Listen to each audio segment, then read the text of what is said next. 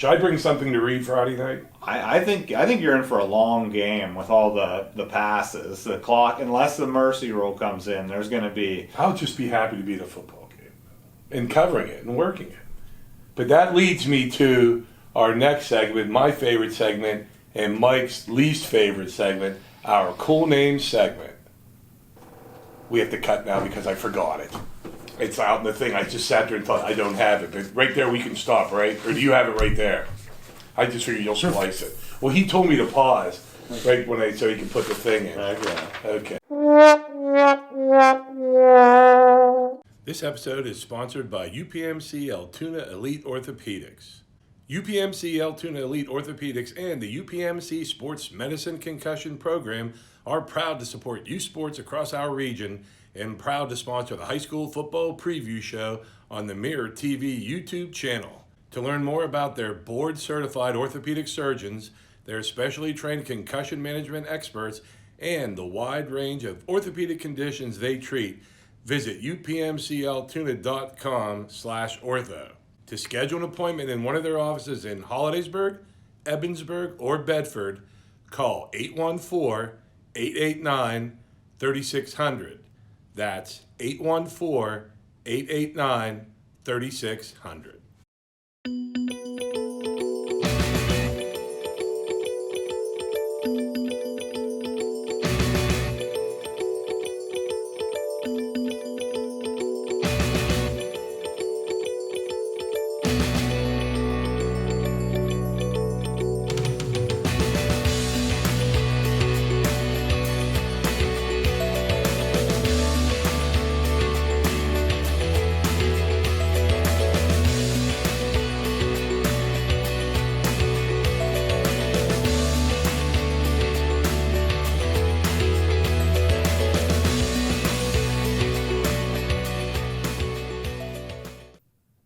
Hello again, everybody, and welcome to Week 6 of the high school football show here on the Mirror's YouTube channel. I am joined again by the all-encompassing, all-everything high school football beat writer, Mike Boydham. My name is Scott Franco, and before we start talking about the games that Mike's picked out for us, I actually believe in mankind again, because when I came to work tonight, we had no hats. Mike didn't have any hats. I didn't have any hats. I felt so bad, I called my brother up and asked him if he had any Altoona hats from his first 2 stints coaching there. I was going to put an Altoona hat here because we just didn't get any hats. But then I now believe again in the power of this show because I got a phone call. It said, Mr. Franco, can you come downstairs? There's a package. There was a package downstairs, and we got Juniata Valley Hornets hat. Look how new it is. It still has the label on it. Look at that. That's how cool this is. And it's only by accident that I wore the screen hoodie. I just decided I hadn't worn this to work and I wanted to stay warm and everything, but we got a Juniata Valley hat. I think that's so cool.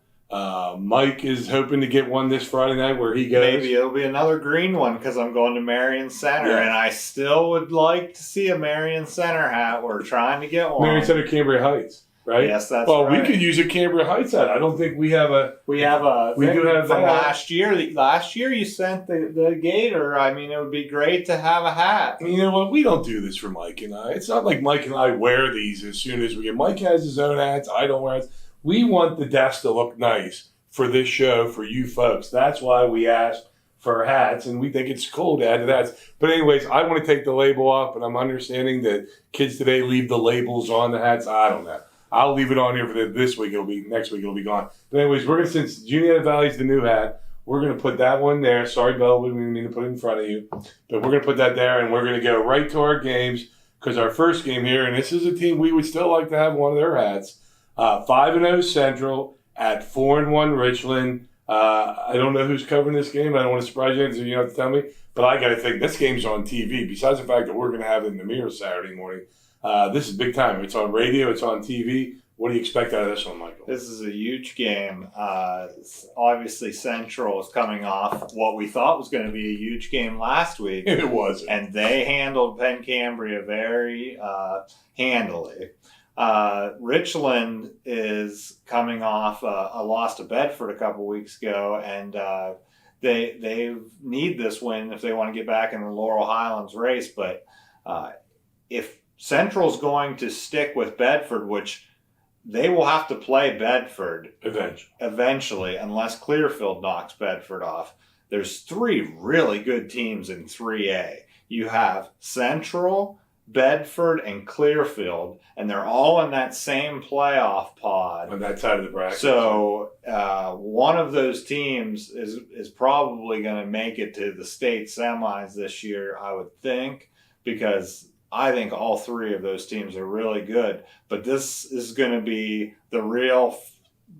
We thought last week, like I said, was going to be the real first test, but this is definitely going to be the real first test for Central. Yeah, and I thought Central would win, but I thought Cambria would score. And lost in all this offense, Central, is how good the defense for Central has been. Now, I got to think Richland's just got to think we got to figure out a way to cut those points in half and then hope to God that our offense can score. That's why, I don't know. I'm curious about Richland. Are they double A? They are double A. So they need to worry about 1 and 2 because they don't want to fall 2 down. Right. They know Bellwood's probably going to go undefeated. Yeah. So if they want to have the top seed, they're going to have to be able to go undefeated. They're going to have to be able to run the table here after losing to Bedford. Now the other problem is they have Kellenstall and Griffin LaRue, and those are 2 really talented people. That's probably the 2 most talented players Central's going to have to go up against so far. And we'll see how they do against that. But the one thing I've found pretty interesting this year is Jeff Hohenstein ran for a lot of yards last year, and he isn't really running the ball much. He's staying in the pocket, and they're not running. They're running only when they need to. So we'll have to keep our eyes on that going forward. Obviously, he had the broken leg last year, so we'll have to see where he is with that, and maybe that's just part of the game plan, and maybe it's part of by design. And because they have Parker Gregg and Hunter Smith back there too, I mean, if you want to keep Jeff safe and keep him healthy, let those 2 do the brunt of the rushing game. Our next game is, we'll call this the bounce back game because you got to see how Cambria reacts to that first loss. They're at home over a 2-3 Central Cambria squad, but again, that's a rivalry. A lot of Cambria County games are rivalries. That's a rivalry game. What are you expecting out of that game? Well, it'd be great if it's as good as last year's game. Last year's game went down to a 2-point conversion, and the original read wasn't open, I think, and Garrett Harold made a great adjustment to find the guy. I think it was Jake Sakalis that ended up catching the game-winning 2-point conversion, but wow, it really went down to the end last year, and they play for the goalpost trophy. I would like to know the history of that someday. I know we don't have the time. I was wondering if we had a goalpost on our sign. We don't. Maggie did not put a goal. She only had so much field to work with, my daughter Maggie, when she made this. Maybe next year, as we get on, we get more budget money for our set here and everything, we can get a goalpost painted onto the set. But do you know why it's called that? It means a lot to these guys. I've talked to Shane McGregor and Coach Felix, and this is a rivalry up there to them. And they played in these games. Yeah, this is a rivalry up there to them with Altoona, Hollidaysburg, and Tyrone Bellwood. It's just not the first week of the season. So if Central Cambria can come out with a win here, their season's right back on track because they just pounded Johnstown last week, and this is a good opportunity for them. And do we know if Hobbs Dill's healthy at all? I don't know whether he's going to play or not. That would help Central Cambria a lot, too. Our next game, speaking of help, they might need it this weekend. Altoona's 3-2. They're 2 loss in a row, but they're taking on a Harrisburg team that just, if you look at some of the scores of their games, they're 4-1. And if you read Mike's high school football stuff in the paper Thursday morning, Harrisburg's really dominated the last 2 games of this series. Yeah, and Harrisburg is just going to be a tough team for Altoona to play. Every year they play at them, it seems. But Altoona has to be better, especially in the second half. The last 2 weeks, they've been right in the game at halftime. I don't know if you've noticed this when you're out of your, but I'll be like covering my game. Let's see, Altoona's right there, and I'm like, the halftime score of Cumberland Valley was like what, 14-7. Yeah, they were right like there, that. and even against CD East, they were right there. And Coach Niemeyer's just been very frustrated with the way they played in the second half. So I think more of a consistent effort this week would be appreciated, and it is going to be, let's just be honest, it's going to be tough to beat Harrisburg, but it's at home. They have a long bus trip, maybe get an early score and jump out in front of them, and who knows? You could shock the world. And I would think with Altoona, to keep Harrisburg's offense, 15 play drives, 13 play drives. The less time that offense is on, a heavy dose of Stroup left, Stroup right. I got to think that kid should be allowed to sleep in Saturday morning if they do well, because I think he had a big game. Our next game we want to talk to about a big game. You got to think Juniata Valley is going to be favored, not just because they sent us a hat, but because they're 4-0 and they're playing a 2-3 Claysburg-Kimball team. And this game is at Hollidaysburg Friday night because Hollidaysburg is off this weekend. It's a rematch of a playoff game, but I still got to think Juniata Valley is going to be a heavy favorite in this game. Claysburg has been a tough team to figure out this year. I know that I've struggled with my picks on Claysburg. I kind of cheat. I see who Mike picks first, and then I go, that looks pretty good. But they have been a tough team to figure out, and this is a game that, trust me, Claysburg's going to be up for. I remember talking to Matt Bilchek at ICC Media Day a couple of years ago, and he thought back to that game that was played at Tiger Stadium. I think it was 2018. Yep. And Claysburg had them. They had the ball fourth down, and Juniata Valley had a couple of different opportunities, and they finally ended up scoring. And that obviously lifted Valley to the district champ. That lifted them into the game against BG, and we all know that they upset BG that year. At Tiger Stadium. Went on to the state Final Four. And Bilchek's always said that he thought that could have been Claysburg because he thought that they really had a good team that year. And just, it being at Tiger Stadium, these two teams, I'm sure there's going to be some emotions there, and maybe they play their best game of the season because some of the coaches, I'm sure, Bilchek and some of the other coaches on the staff have been around since then, and these players, they grew up watching that team, and I'm sure that a win over Valley would mean a lot to the program. Yeah, you just hope Coach Muser's hoping his kids don't take them for granted just because they're 2-3. Our next game is another Saturday game for Bishop Guilfoyle. They're coming off a Saturday night win over Forest Hills from last week. They are going on the road. Well, actually, they beat Somerset. I apologize, but they played their last two. Yeah, they played Forest Hills and then Somerset. Yeah, so they become the Saturday game of the week here. They are at Westmont Hilltop, a 1 o'clock start. Westmont Hilltop runs that funky offense where I think they throw, 5 passes all year. They'll have, I remember one game I went and saw Penn Cambria, Westmont Hilltop. There were 48 plays in the game and 45 were on the ground. So BG knows what they have to do to stop that team. And then now BG's offense is becoming a little bit more, with the running of Rother, and you got Drew Abraham back there, and Kiesewetters having a nice game. Westmont Hilltop, a big threat, a little threat? Well, whatever Westmont Hilltop's been doing over the past few years, they didn't do last week, because last week they gave up 70 points. Oh, that was Bedford, yeah. But still, if Westmont's running the way they should be running, no one should be able to score 70 points off them because they shouldn't be able to get that many possessions. Yeah. So Westmont's down a little bit this year, and BG did beat them 39-0 last year, but they had struggled the 2 previous years and lost both of those games. So BG knows that they're in for a different type of game. Just because it's different doesn't mean it's going to be super challenging, but they do have to make adjustments. They've had different practice this week. I talked to Coach Wheeler, really concentrating on working with the line this week, and I know you'll appreciate that as sons of linemen.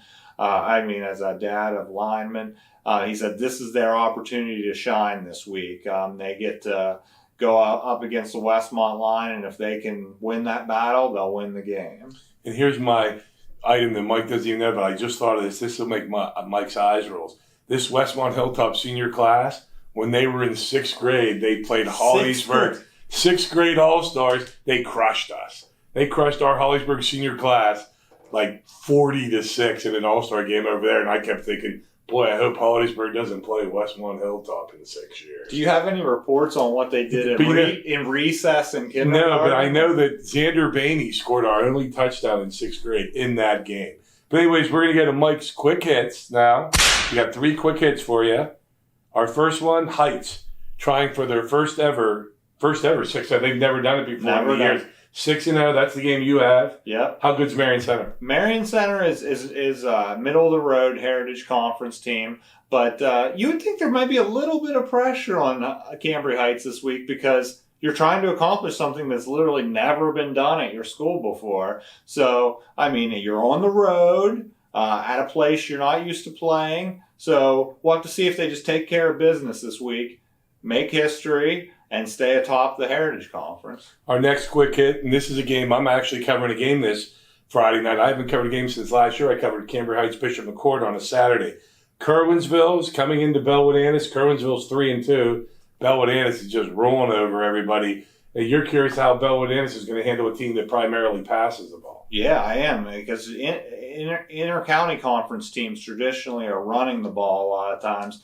And Bellwood, in the past, has struggled a little bit with passing. Now, this year, they seem to have some good secondary athletes and everything. But that kind of leads us into what I'm going to talk about with the next quick hit. Our stat of the week. This is our last segment here. Our stat of the week. Mike has it for us. It's always something good. So I'm curious to see where Mike's going to take this. So the thing is we all talk about Jeff Hohenstein. He's thrown for 1,249 yards. Leads the Mears coverage area by a large margin. But Curwensville's quarterback, junior Dan McGarry, he's actually thrown for 103 more yards than Jeff Hohenstein. He's thrown for 1,352 yards.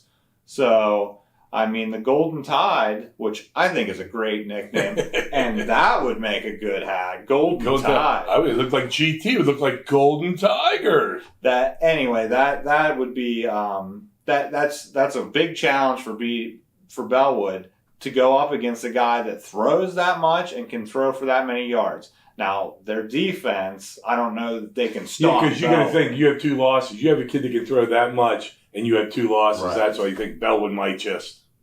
Should I bring something to read Friday night? I think you're in for a long game with all the passes. The clock, unless the mercy rule comes in, there's going to be... I'll just be happy to be at a football game and covering it and working it. But that leads me to our next segment, my favorite segment, and Mike's least favorite segment, our Cool Names segment. I wanna know, what's the name of the game? Our Cool Names segment for September 29th, this will add to our list. I have Northern Bedford and Central this week. Northern Bedford's Griffin Keller. Griffin's a senior running back DB. Griffin Keller sounds like the name of a literature professor at an Ivy League school. I love that name, Griffin Keller. And then our other name is from Central. This sounds like a lineman. He's a senior. He's an offensive lineman, defensive lineman. Dakota Bem. I just like saying the name Dakota Bem. I got to think this guy pancake blocks his heart to death on Friday nights for the Scarlet Dragons offense. So Griffin Keller, Dakota Bem. There you go. That's the respect we get for our cool name. Poor Griffin and poor Dakota. So that's going to do it for this week's show. I'm looking forward to seeing what games Mike has for us and what his stat of the week will be for next week. But for Mike Boydum, I'm Scott Franco. For Dan Eisenberg behind the camera, thanks again to Juniata Valley. Hope to add another hat to our show next week. Take care, everybody.